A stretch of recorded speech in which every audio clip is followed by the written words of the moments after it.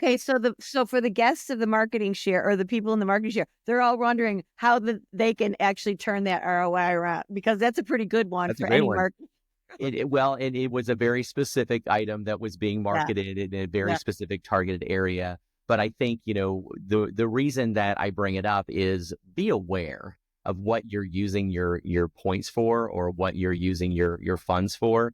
Maximize on them that are going to benefit your business. Yes, I mean, great, I'm going to get $7,000 back for this piece of equipment I just bought.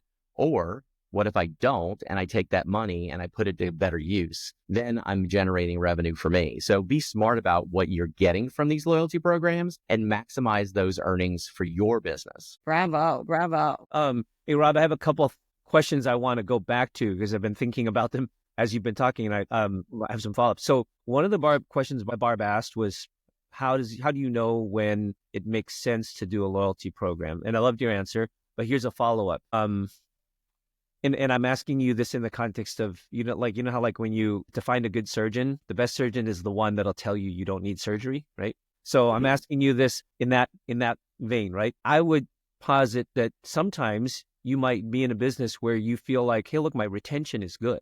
I don't have a retention program, a problem, excuse me. So in those cases, I might think like, hey, look, I don't really need to have a loyalty program.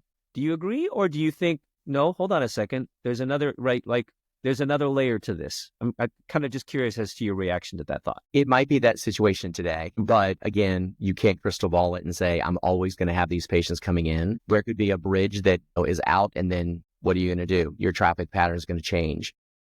If you get kicked out of your space because of the landlord selling the building or whatever, what are you going to do in that case? Because your traffic patterns are going to change. I would say that, a loyalty program, again, is a benefit, and it solidifies the relationship that you have with your patients.